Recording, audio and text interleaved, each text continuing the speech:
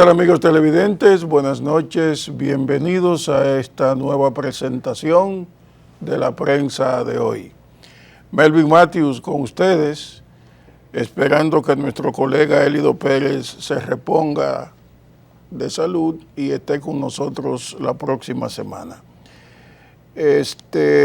Hoy el programa tiene una diversidad muy interesante. Vamos a comenzar hablando de quién ha sido nominado el nuevo embajador de los Estados Unidos, nominado por el presidente Biden. Requiere la aprobación del Congreso. El nuevo nominado, porque es la tercera vez que Biden nomina a una persona para ser embajador, un diplomático para ser embajador en Santo Domingo, pero por algún motivo esto se trunca. Se trata del puertorriqueño Juan Carlos Iturregui, digámoslo adecuadamente, ciudadano estadounidense de origen puertorriqueño. Él ha sido nominado, el presidente Biden lo anunció la tarde del jueves pasado. Requiere ahora nuevamente, como digo, la aprobación del Senado de los Estados Unidos, pero uno espera que esta situación se despeje. Forma parte de las buenas relaciones que tiene el gobierno dominicano con los Estados Unidos. Yo escribí un artículo a principios de noviembre a propósito de la visita que hizo el presidente Abinader a Washington y de los acuerdos que logró con el presidente Joe Biden. Yo dije en ese artículo que la República Dominicana y Washington estaban viviendo sus mejores momentos en términos de relaciones diplomáticas, comerciales y de todo tipo. Y esta designación, esta nominación del señor Iturregui viene a ser la corona a ese vínculo, el resultado de esa visita, el premio a esa visita. Porque si usted tiene una buena relación con un país, Washington y la República Dominicana, Washington y Santo Domingo, Estados Unidos y República Dominicana, entonces usted debe tener un embajador al más alto nivel. Esas relaciones tienen que expresarse con un embajador. La República Dominicana tiene a doña Sonia Guzmán desde el 2020 como embajadora en los Estados Unidos, y siempre la República Dominicana ha tenido un embajador en Washington, ininterrumpidamente. Creo yo que en los últimos 40 o 50 años siempre la República Dominicana ha designado en todos los gobiernos un embajador en Washington. En principio, el presidente Biden había designado a Calvin Smyr, pero Calvin Smyr se retiró la nominación del Senado de Estados Unidos para designarlo como embajador en Bahamas. Se reintrodujo entonces la nominación para designarlo en Bahamas. Después se fue Robert Thomas, quien quedó como encargado de negocios cuando no se pudo designar el embajador. Se fue a Estados Unidos como parte de su trabajo que empezó a realizar junto al canciller Anthony Blinken. Y después Biden también nominó a Asa Parnell, un diplomático de 39 años de servicio en el exterior, con capacidad amplia en Latinoamérica, porque trabajó en México, Colombia, etcétera, Paraguay, Ghana, en fin. Pero tampoco se pudo lograr esa nominación. Esperamos ahora que con Iturregui eso se oficialice y tengamos, después de Robert Brewster, un nuevo embajador en la República Dominicana. ¿Quién es Burregui? Veamos lo que dice su hoja de vida. Una información suministrada por la propia embajada señala que Iturregui es consultor especializado en temas comerciales, regulatorios y de políticas públicas, con enfoque en proyectos de infraestructura y energía renovable en el Caribe y América Latina. Como puertorriqueño al fin habla español e inglés y además se desempeña como vicepresidente de la Junta Directiva de la Fundación Interamericana de Estados Unidos y recientemente concluyó un periodo de 4 años como miembro de la Junta de Visitantes de la Universidad George Mason. También fue socio de Nelson Mullins, una firma de abogados de servicio completo en los Estados Unidos. Anteriormente se desempeñó como asesor senior durante más de una década en Dentons, la firma de abogados más grande del mundo. También sirvió como vicepresidente de la Cruz Roja estadounidense, región de la capital, Washington, D.C. De igual forma, Iturregui fue miembro del Consejo Presidencial de Exportaciones, el principal panel asesor del país sobre comercio internacional y mercados extranjeros. Obtuvo una licenciatura en Ciencias Políticas de la Universidad de Massachusetts en Amherst y un doctorado en Jurisprudencia de la Universidad Católica de América en Washington, D.C. Es completamente bilingüe y vive con su familia en el estado de Maryland, en Estados Unidos, próximo a la capital norteamericana. De todas formas, esperemos que finalmente el Senado norteamericano acoja esta designación, la oficialice y entonces a partir del próximo año pues podamos tener un nuevo embajador, porque un embajador es importante en toda nación. Primero, es el representante al más alto nivel de un país. En segundo lugar, es la contraparte de la embajada o del representante que el país tiene en su territorio.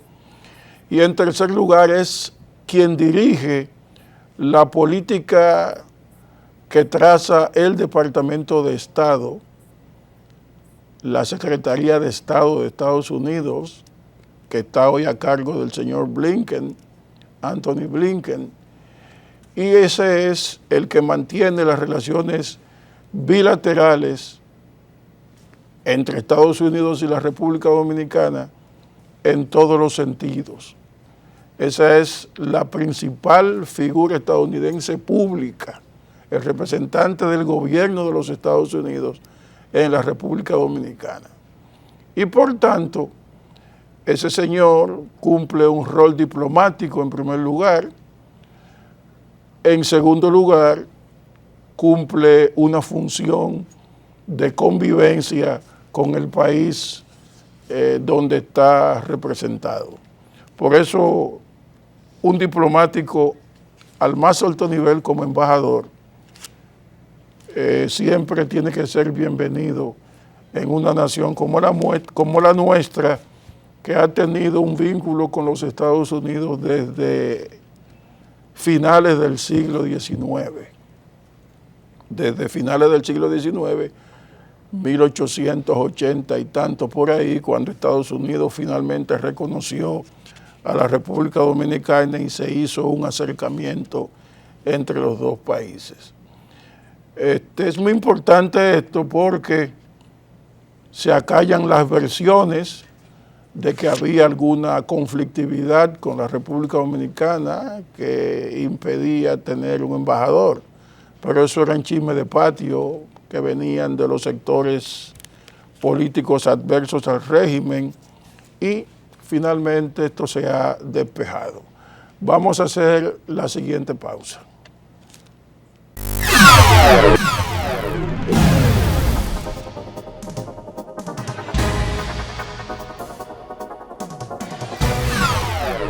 Continuamos con la prensa de hoy, nuestra aportación al fortalecimiento de la democracia dominicana. El ministro Paliza ha anunciado que más de 1 millón de raciones cocidas y 400,000 crudas han sido distribuidas a familias necesitadas por parte del gobierno. El ministro Paliza acudió a Yamasá y toda esa zona de la provincia de Monteplata, donde reiteró que el compromiso es atender a todas las familias afectadas por los desastres naturales acaecidos en los últimos días. Se hizo acompañar de líderes comunitarios. Él resalta el impacto de 16 jornadas de inclusión realizadas por el PROPEP en San José de Ocoa y Monteplata. Veamos lo que dijo el ministro Paliza en ese recorrido. Adelante. Hoy vamos a entregar aquí miles de raciones alimenticias, enseres del hogar y materiales de construcción. Quiero pedirle a las autoridades presentes, sobre todo de esta provincia de Monteplata, a cada uno de ustedes, a los que estamos aquí, que la solidaridad no conoce de colores, que el abrazo no conoce de colores, que los dominicanos nos unimos cuando sucesos como estos ocurren y nos ponemos por encima de las circunstancias para salir adelante, que esto es un pueblo fuerte, resiliente, de gente buena, que prefiere compartir su comida con el vecino antes de echarse un bocado en el estómago. Esto es un pueblo diferente. Y aun cuando viene un proceso electoral cercano, dejemos eso para el futuro. Abracémonos como dominicanos. Distribuyamos eso con honestidad, con transparencia. Que le toque al que lo necesite. Y que no se le pregunte a nadie, absolutamente a nadie, con qué partido, de qué forma milita, piensa o sueña con su futuro. Esto es un momento para que la dominicanidad aflore. Por lo menos el discurso ha sido unitario, no ha sido un discurso sectario, ni ha sido un discurso que pretende dejar afuera a nadie. Porque lo que se hizo fue a las localidades afectadas por las lluvias caídas el pasado 17 y 18 de este mes, o del mes de noviembre, porque ya hoy estamos a 3 de diciembre, el ministro Paliza recorrió el municipio de Yamasá, entregando esas ayudas que yo creo que son válidas y que es necesario que se haga de forma continua. Entre las localidades más afectadas están Yamasá, Chirino, Mamatingó, Peralvillo, Sabana Grande de Boyá y Don Juan, afectando directamente a hogares, caminos vecinales y el sector agropecuario.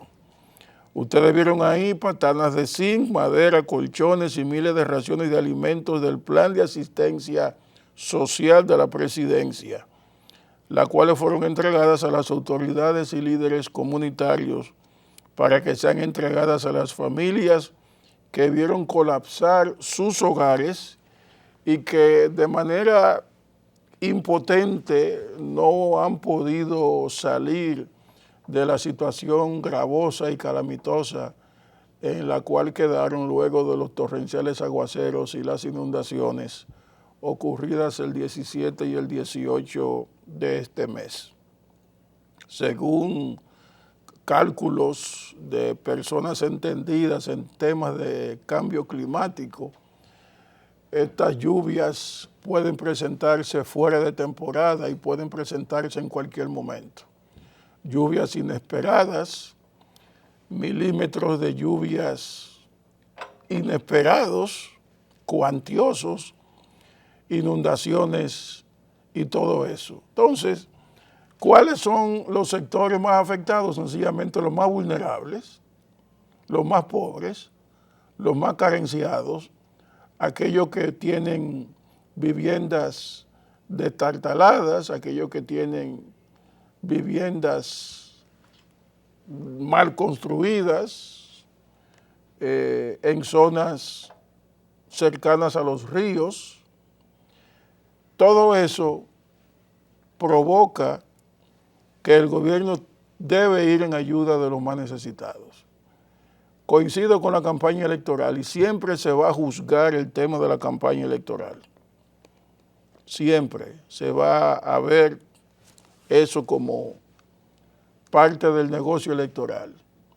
Y evidentemente, el gobierno que va en auxilio de los pobres en un proceso como este siempre obtiene algún tipo de respaldo electoral. Pero es el trabajo que debe hacer el gobierno. No puede dejar de hacerlo, porque la necesidad es imperiosa y el gobierno tiene medios, tiene que buscar recursos para ir en auxilio de los más necesitados. Esa es la misión de los gobiernos, dentro de la crisis y fuera de la crisis. Me ocurre decir que este es el gobierno que más crisis ha tenido que enfrentar. Subió al poder en medio de la pandemia, tuvo que enfrentarse a una pandemia grave, de la cual no hay que hablar porque todo el mundo la padeció. Después vino las consecuencias económicas del desastre que provocó Rusia con la invasión a Ucrania en el mundo entero. Después viene un régimen de lluvia y de desastres naturales que afectan a gran parte de la población.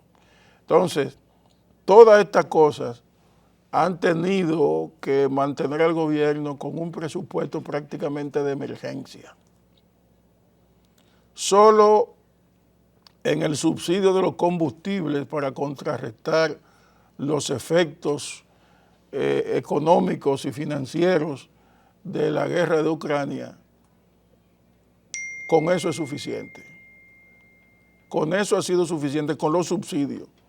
La gasolina ni los combustibles han subido de precio desde hace 3 años, precisamente por el subsidio que el gobierno le ha dado. Subsidio de miles y miles de millones de pesos, de dólares, para que el combustible no suba más de lo que está. Entonces, todo eso significa que el gobierno necesita mucho más recursos para ir en auxilio de los pobres y para hacer las tareas cotidianas de la burocracia estatal. Los planes de desarrollo, los planes de inversión, en fin, todas esas cosas. Y tiene que sacar de donde no tiene, utilizando un término muy popular, para que los que han sido afectados por las lluvias, consigan la mano amiga del Estado dominicano, del gobierno dominicano. Y eso hay que entenderlo. Y ese trabajo que está haciendo el señor Paliza, claro, por indicación del presidente Luis Abinader, permite visualizar la importancia que el gobierno le está dando a la gente.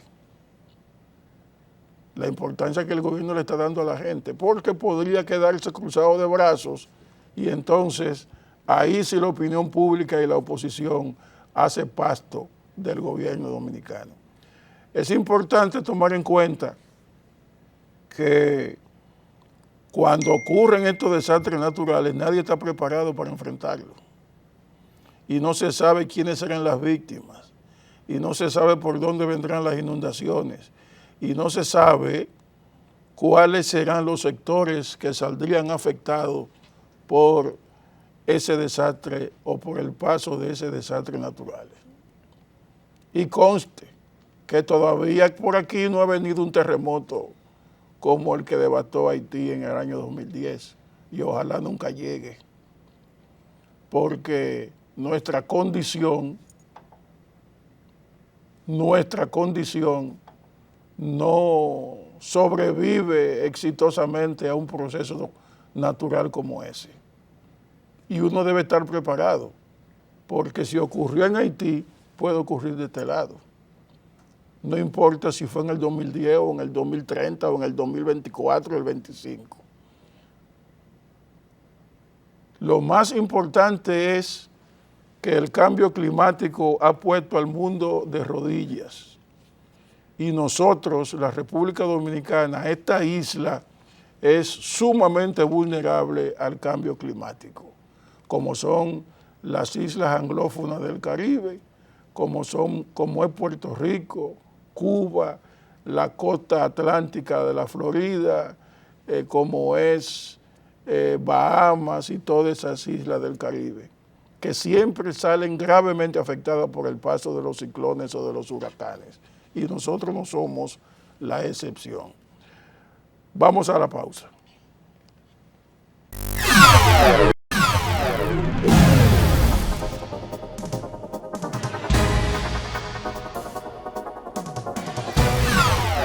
Continuamos con la prensa de hoy, nuestro programa dedicado exclusivamente a fortalecer la institucionalidad democrática de la República Dominicana. Finalmente el canciller Álvarez, Roberto Álvarez, cumplió la visita esperada a la Cámara de Diputados.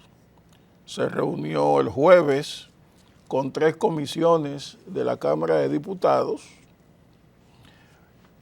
integrada por la Comisión de Relaciones Exteriores, la Comisión de las Fuerzas Armadas y la Comisión de Asuntos Fronterizos de la Cámara de Diputados.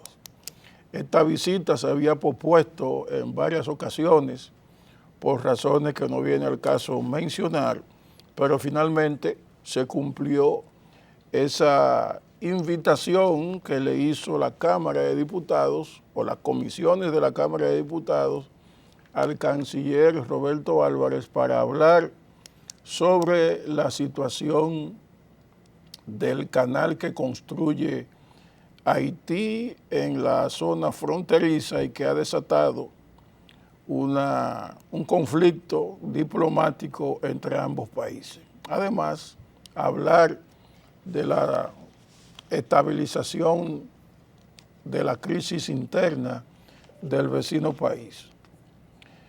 Un dato importante que dijo Álvarez en esa reunión es que aún existen alternativas por explorar para solucionar el conflicto que tiene el gobierno dominicano con Haití por la construcción ilegal del canal con las aguas del río Dajabón y que están a la espera del informe que rindan los técnicos que visitaron el país por la Organización de Estados Americanos, la OEA. Él afirma que el tema se ha politizado e involucró a bandoleros armados.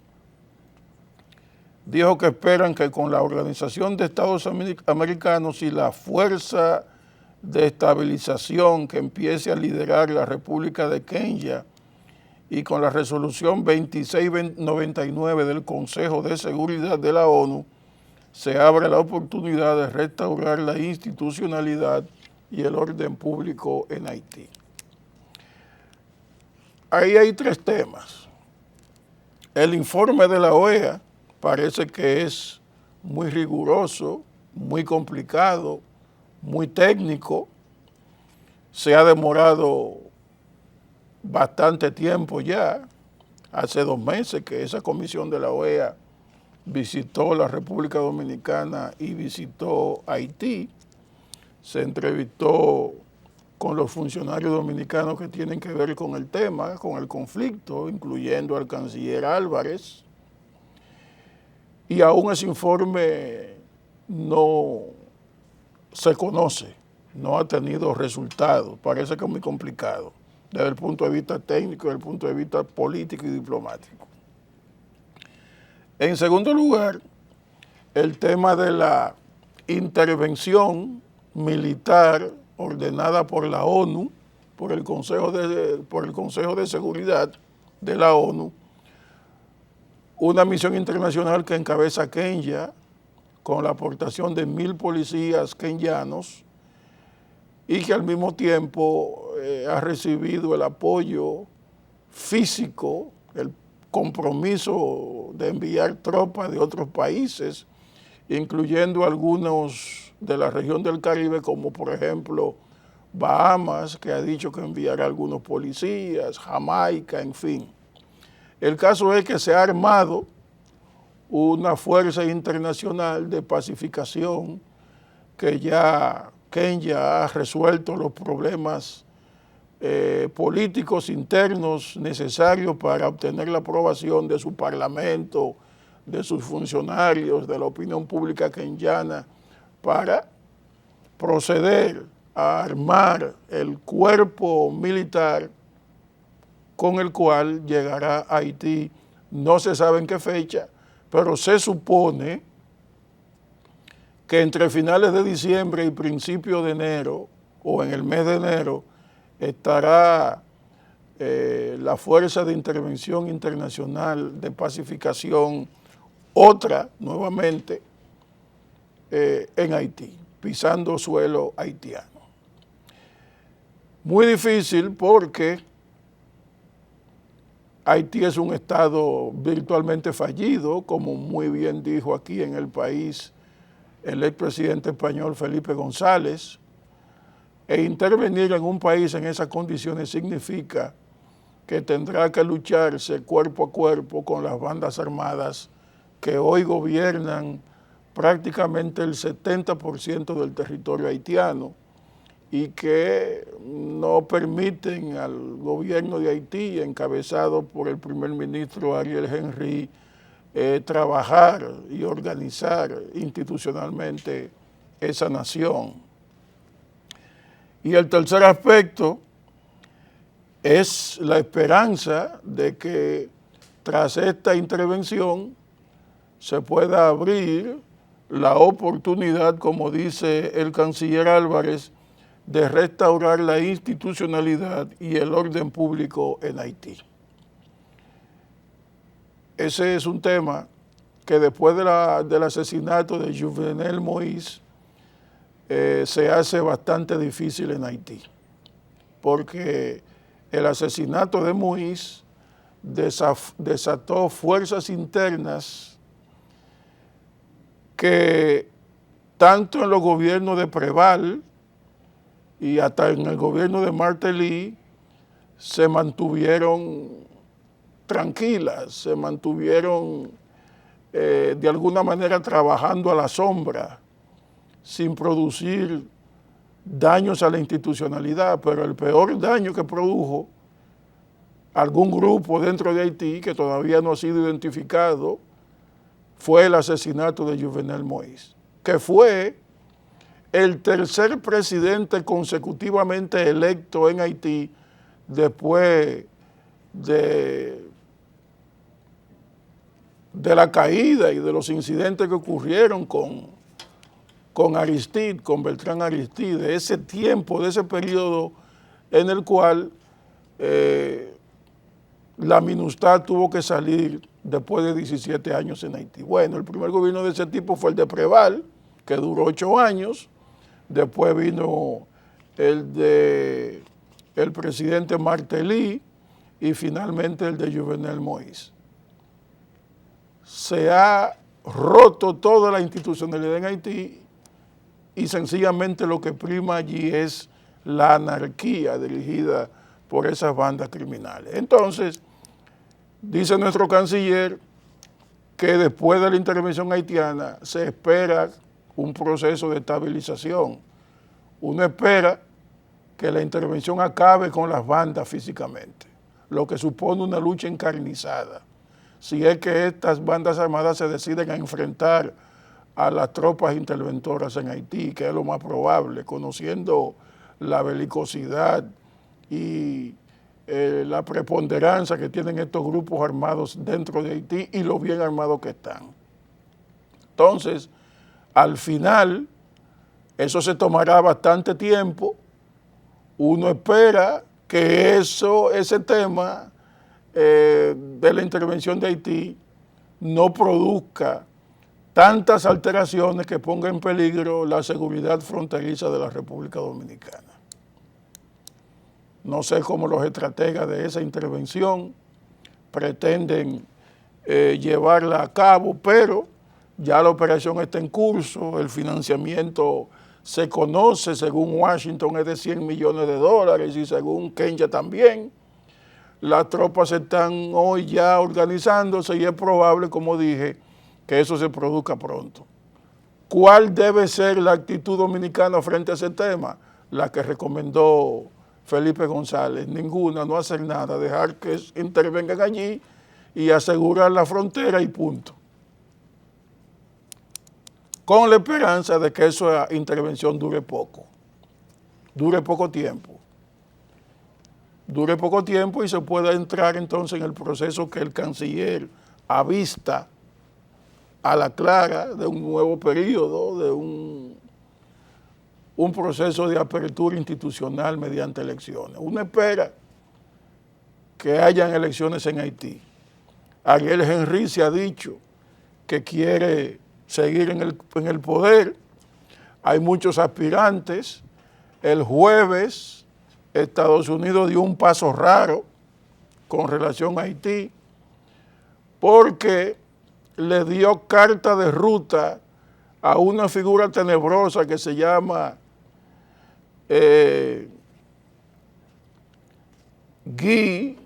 Vamos a hablar de ese tema después de la siguiente pausa. Volvemos.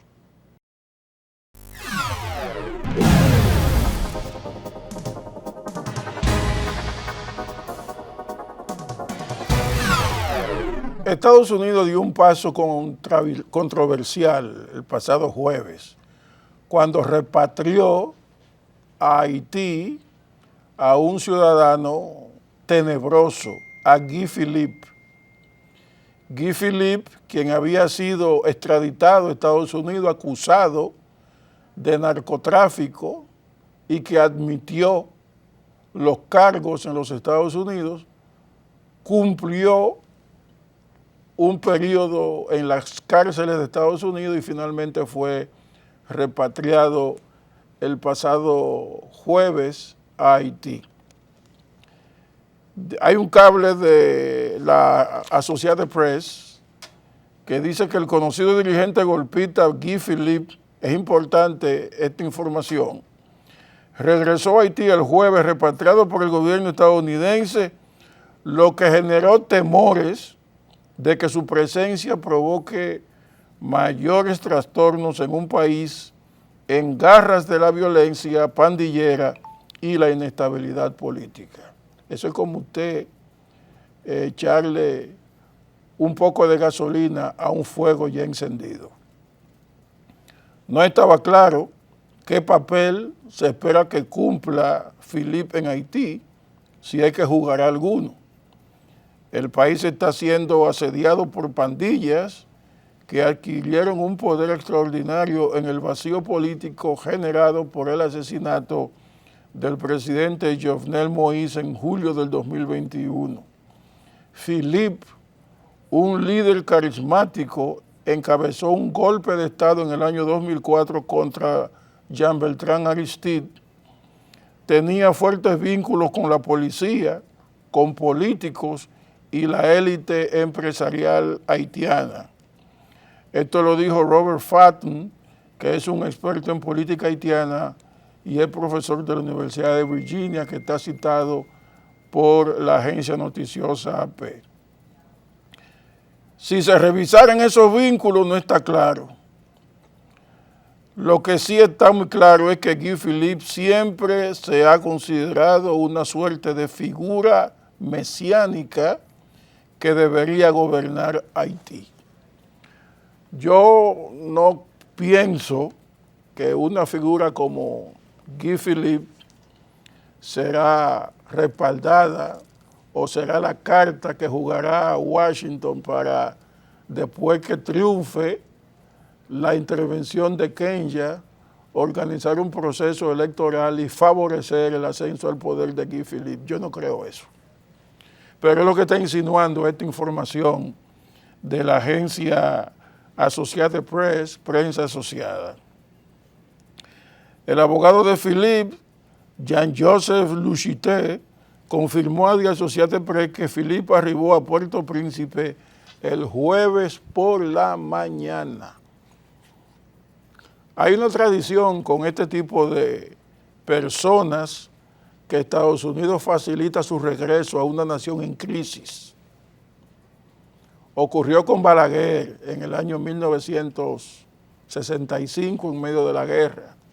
En medio de la guerra del 65, Balaguer vivía en Puerto Rico prácticamente exiliado luego de la salida de los trujillistas del país, y Estados Unidos le organizó el retorno a la República Dominicana y lo protegió. Al cabo de un tiempo, Balaguer fue presidente de la República en 1966, como parte del proceso electoral que organizó el gobierno provisional de García Godoy. Le hicieron la vida imposible a Juan Bosch, que era candidato, y favorecieron finalmente la llegada al poder de Balaguer, cuya victoria se produjo con las tropas norteamericanas en suelo dominicano, que acosaron a Juan Bosch y le impidieron hacer campaña, y Juan Bosch prácticamente tuvo que ocultarse y dejarle el camino expedito electoralmente a Balaguer. Pero ese es un tema aparte. Hay otros dirigentes en América Latina que han sido favorecidos con retornos exitosos, que al final han llegado al poder, pero sería prolijo ponernos a enumerar eso aquí. Quiero señalar en ese sentido que la situación de Haití debemos seguirla oportunamente, y me alegra mucho la intervención del canciller en la Cámara de Diputados, donde claramente fijó la posición de la República Dominicana en ese sentido, que no es ya una posición tan engorrosa. Se ha calmado un poco lo calenturienta que estuvo en un momento determinado, y yo creo que sí, que se ha hecho en ese sentido un buen trabajo. Parece que Farideh Raful no será la candidata oficialmente a la senaduría del PRM en la capital, en el Distrito Nacional. ¿Qué ha pasado con esta muchacha carismática, profesional, que ejerció un activismo enorme en la senaduría del distrito? ¿O ha ejercido? No sé, no se sabe. Hay muchas versiones que han corrido, las redes sociales están llenas de eso. Los programas matutinos de esta semana han estado a la orden del día comentando esa situación.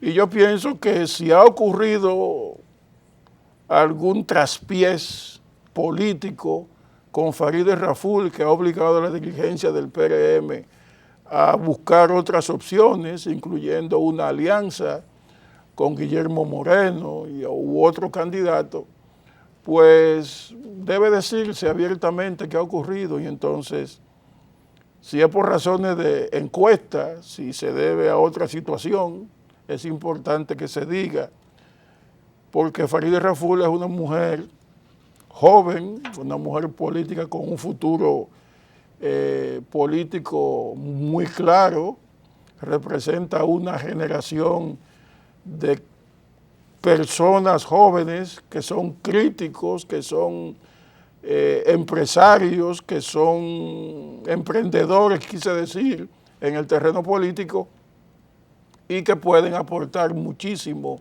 a la República Dominicana, que son contradictores, que no están generalmente con el establishment, que son capaces de decirle a la iglesia lo que nadie le había dicho antes. En fin, que tienen una visión moderna del ejercicio político, aunque uno en muchas cosas no esté de acuerdo con ella. Pero es importante que se diga si ella pudo lucir mal en su papel como senadora, que yo no creo que ha sido así. Sí fue una mujer de los medios, ha sido una mujer de los medios que ha dicho sus verdades, y en una democracia como la nuestra es necesario que mujeres así hagan política y sean respaldadas. No hay que cogerle miedo, porque el conservadurismo tiene sus bemoles y el liberalismo también. Hemos llegado al final de la prensa de hoy. El próximo domingo estaremos con ustedes toda esta semana en nuestras redes sociales, Twitter, Facebook y todas las redes sociales que todos ustedes conocen en el curso de la semana. La prensa de hoy. Melvin Matthews estuvo con ustedes.